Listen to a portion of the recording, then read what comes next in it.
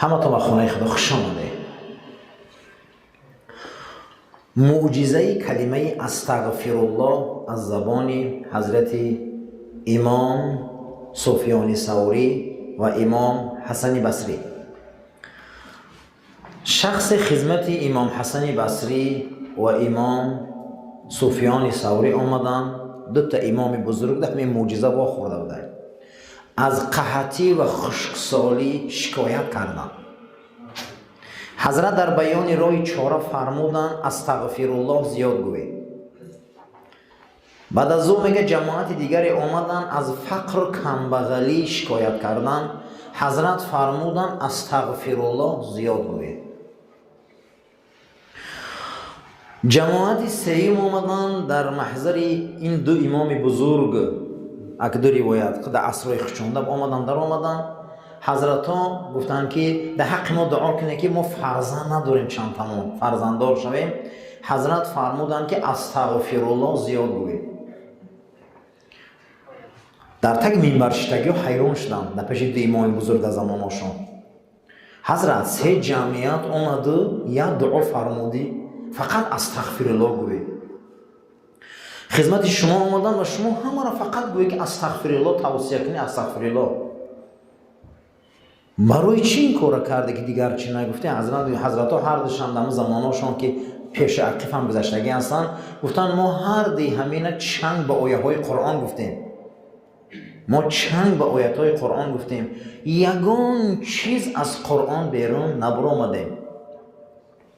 سوره نوح حضرت تلاوت کردند. اعوذ بالله من الشیطان الرجیم. استغفروا ربکم انه کان غفارا. همین آیت دلیل گرفتن. یرسل السماء علیکم مدرارا و یمددکم باموال و بنین و یجعل لکم جنات و یجعل لکم انهارا. ای حبیب محمد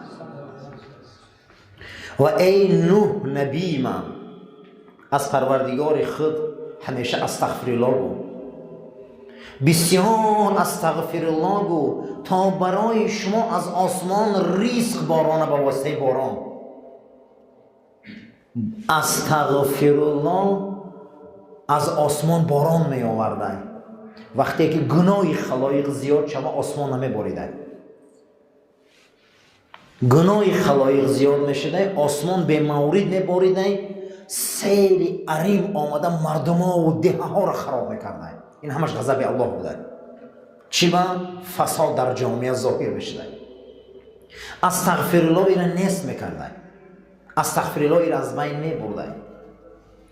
تا استغفرالله شما زیاد گوی باران از آسمان بیارم، از آسمان برکت برای شما بیارم. همین خیل برکت بیایی که شما اینا جمع کرده نتونه و مال بسیار و فرزندای بسیار تان میتیم به برکت استغفرالله. الحمدلله همه ما برکت استغفرالله پدرامونه، همه ما برکت استغفرالله های باباهامونه. گناه نطفه را ضعیف میکرده، گناه تولد ضعیف میکرده. هر کس هر چاره میگه، لیکن نغز دانین که گناه همه چیز را ضعیف میکنه.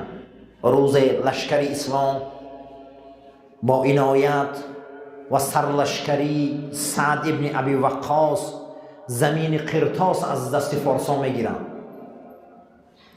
در همین حالت گرفتن و شکست خوردن کلان ترین لشکری فارس که در او زمان زردشتی ها بودن شکست میخورن و یکی از صحابه ها به زانو میغلطه و سر طرف قبله سجده میکنه. نامی او ابو دردا، نامی او که به دست ابو دردا.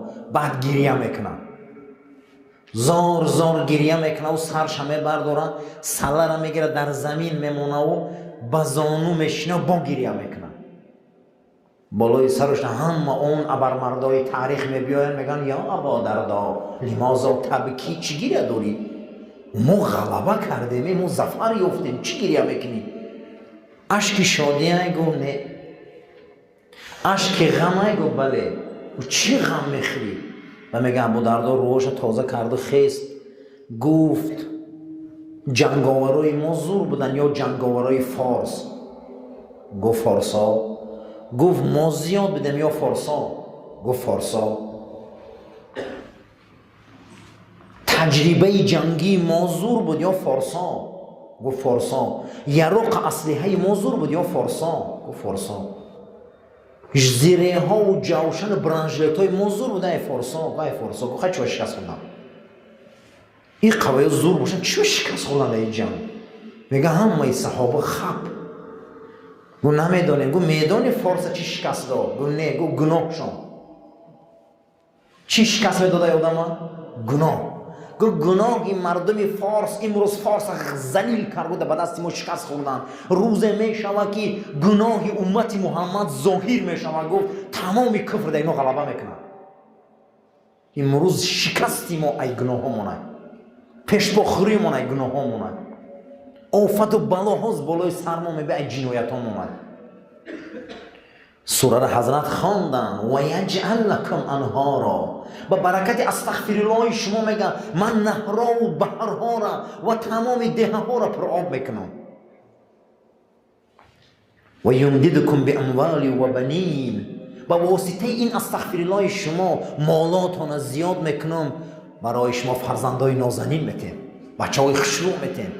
همین شما اگر دیدگی باشه همین سیدزاده ها را که همین سیدزاده ها را دیدگی باشه، سیدزاده های اصیل بچه هاشون ببین رنگ محتابن، همین چهره های روشن دارن، همین قامت های بلند دارن. همین ایشان زاده ها را قسم به خدا بیننده همین خیلی زیبا هم که رنگ برفن.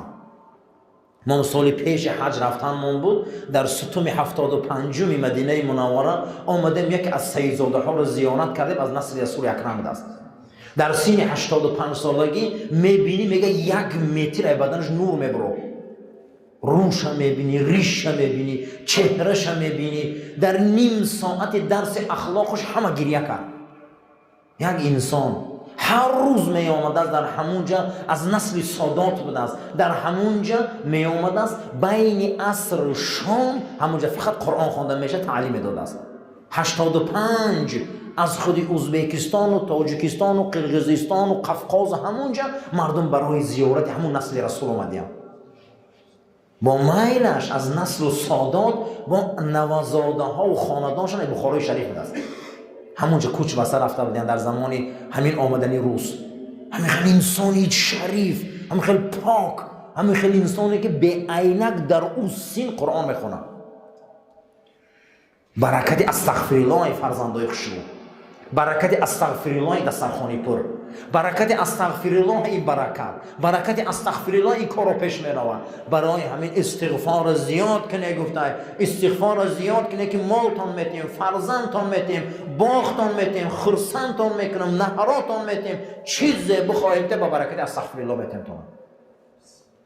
باور کنی حضرت عبدالله ابن عباس گفته که هر مشکلات بالای سر می آمد همون روز ای سحر تا بگه 1000 بار استغفرالله میگفتم، روز دوم 1000 بار استغفرالله میگفتم، روز سوم میگفتم خداوند شاهد کارم ایا جای بود بشه خودم حیران میشدم. حالا ما برکت استغفرالله رو نمیکنیم، نوعی کارو را ما خدا در مراجعت نمیکنیم، فقط مخلوق در مراجعت میکنیم. برای همین همیشه استغفار. ابن بطوطه روایت میکنه در کتابش میبریم والله اعلم، یا در کتاب احسن الحکایات علامه نیشاپوری روایت میکنه که امام میسره داخل قبرستان میدراین، شاگرد حضرت امام ابو حنیفه بودستیان. چشمشون کور بود است، بچهش هر سحر شنبه پدرشون می آورده قبرستان عراق تا پدر و مادرش زیارت کنه و قبرستان رو دعا کنه. میگه همین چند سال او تمام مردم همین میامد دعا میکرده میرفت. یک سحر عجایب کاری شد.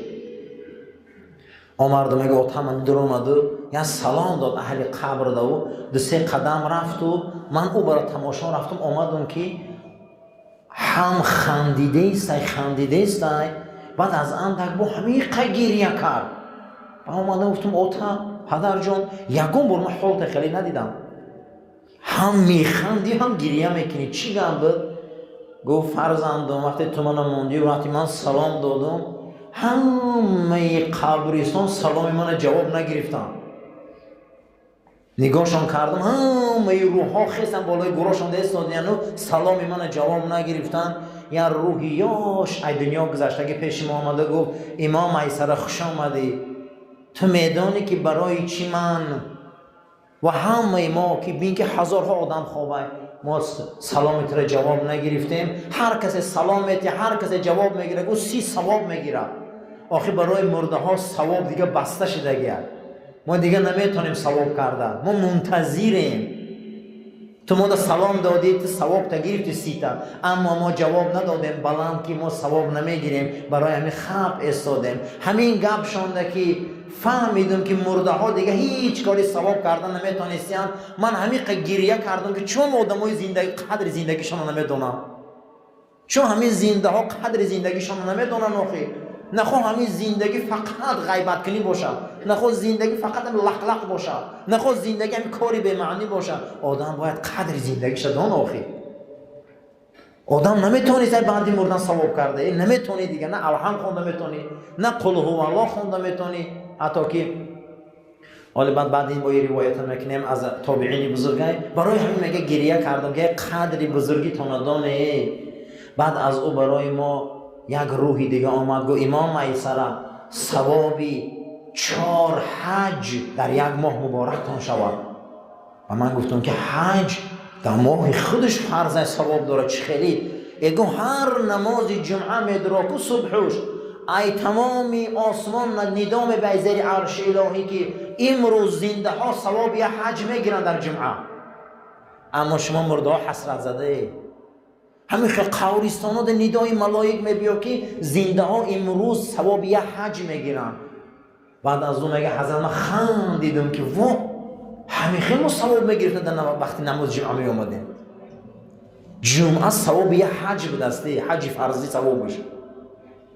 برای همین میگه خندیدم و زارشان کردم که در عالم برزخ او دنیایی که ما میگیم از همه با اعتبارترین آدم و با مرتبه ترین آدم کیه گپ زنیم آدم. میگه گو کسی که استغفرالله همین رو زیاد میگه، کسی استغفرالله زیاد میگه گفت مقام او در جنت بلند میشه. کسی استغفرالله زیاد میگه خداوند آبروی رو در برزخ بلند میکنه. برای همین استغفرالله آسمان هوی میکرده. سالهای پیش چقدر بارانهای خوب میباره، چقدر برفهای خوب میباره، چقدر زمین ها حاصل میداد، چقدر پالزا حاصل میداد، چقدر فرزندای خوب به دنیا میامد، چقدر خاندانهای خوب بود، چقدر فرزندای فرمانبردار و دخترای فرمانبردار و زنای فرمانبردار بود. من میگم همش برکت استغفرالله ها بوده. کوشش کنیم که اما همون ابرهای بالای سری ما در همیار به استغفرالله برکت همینجا ریزانیم. کوشش کنیم که انمو برفا رو همینجا برکت چه ریزانیم. کوشش کنیم که آسمان رحم شد بیاریم بالای سر ما نه غضب شد. این با برکت استغفرالله بوده است. استغفرالله چیزی بزرگه. برای همین این 2 تا امام بزرگ 3 مشکلات وزبین برکت استغفرالله گفتیم. استغفار، استغفرالله، استغفرالله، استغفرالله مقام ما را در برزخ بلند میکرده است. آبرو عزت ما را در او مقام میداده. برای همین استغفار بسیار چیزی بزرگه عزیزان. یکی از صحابه های رسول اکرم صلی الله علیه و سلم روایت میکنن که در یک از غزوه‌ها حضرت جراحت میبردارن، حضرت کامده میرن، بیهوش میشن. همین خیلی 11 روز بهوش نمیبیاین. 11 روز زنای بدیانت بین همین جای نماز هم پرتای زنشو هر شب تهجد میخونده و برای همین صحابه شوهرش دعا میکرده و بعد تهجد خوندگیش 1000 بار استغفرالله میگفته. این همه حدیث امام احمد روایت میکنه. استغفرالله دعا میکرده. روز 12 هم که چشم شوهرش میشه و صحابه دیگه همه خرسندی میکنه که بیدار شد، میخیزن میگن چی دیدی؟ گفته 11 روز در دری جنت ایستاده بودم. 11 روز در دری جنت ایستاده بودم. ملائک می اومدن آدما را گروه از مسلمان ها و صحابه مردگی را بردن میگرفتن. من میگفتن بیست. روز 12 هم گفت 2 ملائک آمد و گفت زوجش بسیار دعا کرده سالی گردونشه. استغفرالله بینیم که مقدرات تغییرات میدادن. گفته از زنش بسیار دعا کرده کودکاکاش یا شب گردونیم شده. اگر همونجا جنت میدرامد هم خضا میکرد. این حدیث امام احمد من نظر کرده که من حدیث دیدگیم یعنی نماز و استغفرالله ما میتونه که حیات ما را بگه ایلوی جنت. میگه من بیدار شدم دوباره میگه زوجه وقتی کودککم دیدم. امروز استغفرالله های ما صدقا نیست.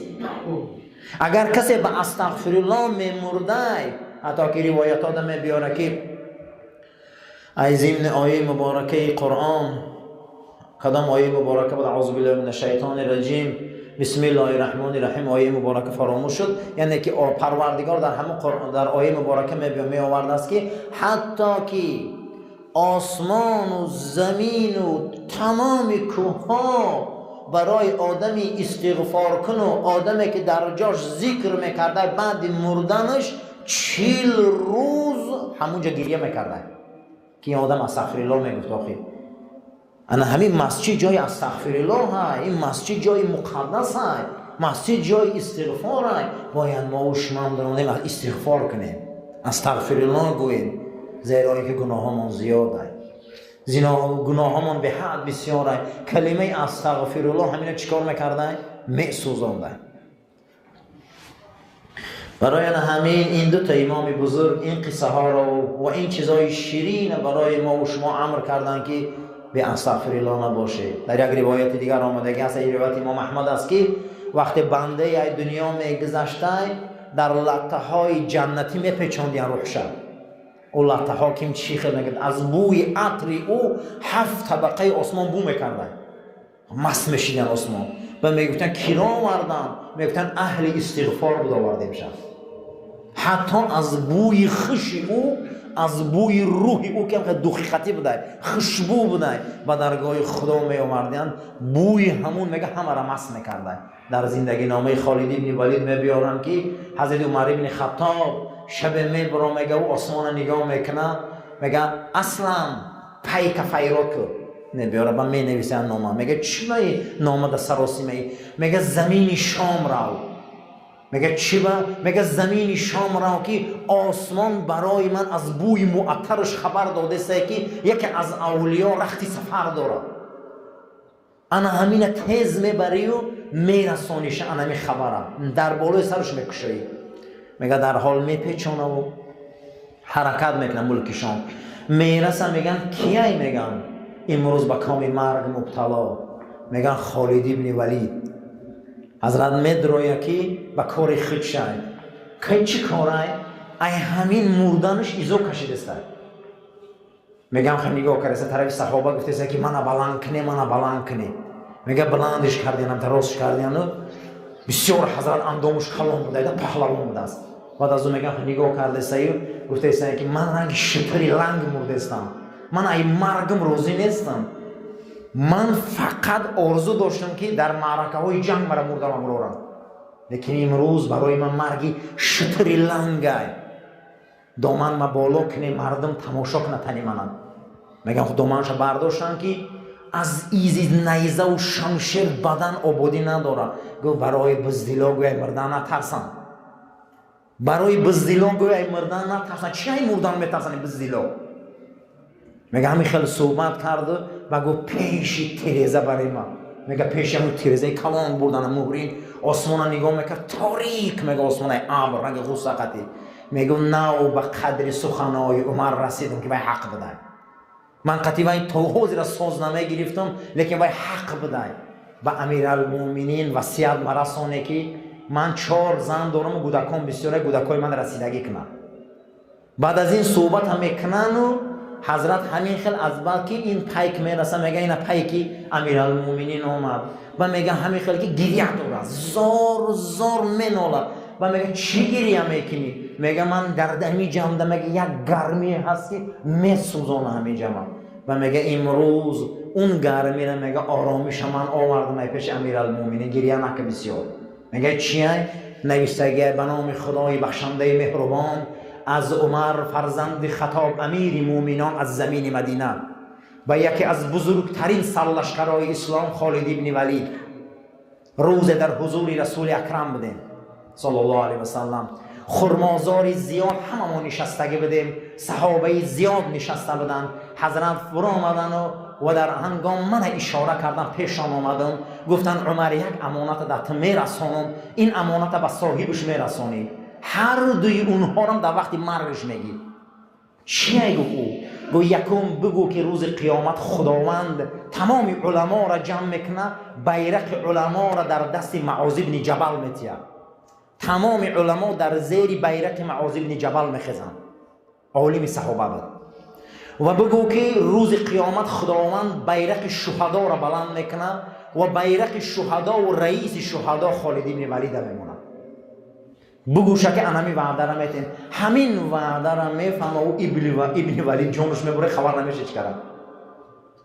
بعد از او حضرت عمر گریه میکنه، همین خیلی منالن حضرت عمر که میگن اگه کودک برای او چشم گریه میکنه، میپرسن امیرالمومنین چوی قبل احد گریه میکنید، چوی داد میزنید؟ گفت نفری از بینمان رفت که جاش تا قیامت خالیه.